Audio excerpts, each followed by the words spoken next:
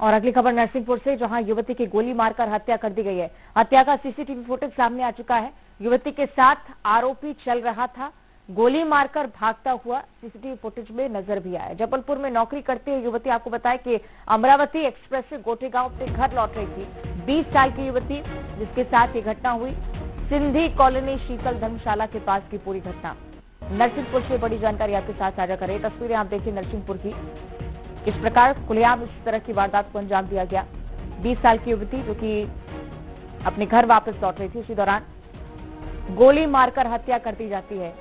ये CCTV footage जो बताता है कि आरोपी निरंतर इस युवती के साथ चल रहा था, आगे चलकर इस युवती को गोली मारता है, वहां से फरार हो जाता है। जबलपुर में कार्यरत थी युवती और अमरावती एक्सप्रेस से गोटेगांव अपने घर वापस लौटी थी, लेकिन उसी दौरान एक व्यक्ति जो उसका पीछा निरंतर करता रहा, उसके बाद गोली मारी और वहां से लौट गया।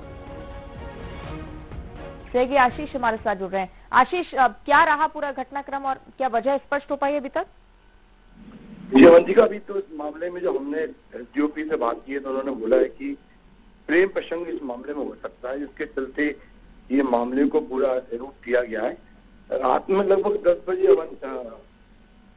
अमरावती एक्सप्रेस से जब ये एक लड़की उतरी है और उसके बाद जब घर पहुंच रही थी, इस बीच कोई उसके साथ चलता रहा और सेवक ने कुछ समय पैदल चलते चलते, इस तरह से सीसीटीवी फुटेज में भी दिखाया गया है, चलते चलते गोली मार दी और उसकी वहीं स्पॉट पे मौत हो गई है। इसके बाद नरसिंहपुर से एसपी और एडिशनल एसपी और पुलिस के तमाम लोग गोटेगांव पहुंचे हैं। रात भर तलाशी अभियान जारी है। इसकी शिनाख्त कर ली गई है कौन है आरोपी, और उसकी पुलिस से जो बात हुई है वो जल्द ही गिरफ्तार होगा।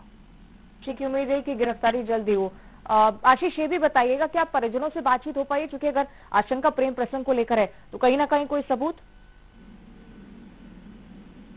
जी अवंतिका, अभी तो जो हालात है परिजनों की, 20 साल की होती है बिल्कुल घर में, और कहीं ना कहीं जैसे जिस तरह से बताया जा रहा है कि गोटेगांव से जबलपुर सर्विस करने या नौकरी करने जाती है, तो कहीं ना कहीं एक घर के लिए जो आर्थिक स्थिति है उसको लेके भी अपन कह सकते हैं कि सेल्फ डिपेंड तो थी ही, घर के लिए भी कोई धन या आर्थिक स्थिति में मजबूती देने वाली होगी, तो कहीं ना कहीं घर की जो स्थितियां हैं, परिवार की स्थितियां हैं, बिल्कुल कल आप देख सकते हैं फुटेज में भी दिखाई दे रहा है, बिल्कुल हालात ऐसे हैं कि उनसे बात कर पाना संभव नहीं हो पा रहा है, कुछ बोल भी नहीं पा रहे हैं परिजन, बस रोते रहे, सिसकते रहे, चीखते चिल्लाते रहे। लेकिन अब जब आज पीएम होना है, पीएम होने के बाद बहुत सारी चीजें साफ हो पाएंगी, किस तरह से कौन सी गोली है, कौन सा कट्टा है, कैसे फायर हुआ है और कैसे उसकी मौत हुई है, ये सब बहुत सारी चीजें जो साफ होना बाकी है।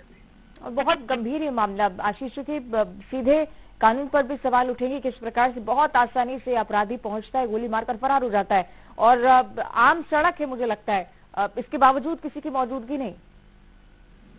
निसंदेह बिल्कुल ये बड़ी बात है कि जिस तरह से महिलाओं पे अत्याचार की बात लगातार होती रही है, और इस तरह से रात के 10 बजे चलता हुआ पूरा शहर है, कोई बड़ी ऐसे सुनसान इलाका नहीं है, उसके बाद कोई पीछे करते करते साथ में चलते चलते ऐसा भी लग रहा है अवंतिका कि वो कुछ बात भी कर रहा है, जिस तरह से फुटेज में हल्के से दिखाई दे रहा है, तो कुछ बात भी कर रहा है और चलते चलते 5-6 कदम के बाद फायर कर देता है वो, और वहां से दौड़ते हुए नजर आ रहा है। तो बिल्कुल बड़ा संगीन मामला, बड़ा अपराधियों में खौफ की यदि हम बात करते हैं तो साफ समझ में आता है कि कैसे पुलिस का, कैसे कानून का खौफ, बेखौफ हो रहे हैं अपराधी और किस तरह से अंजाम दे रहे हैं।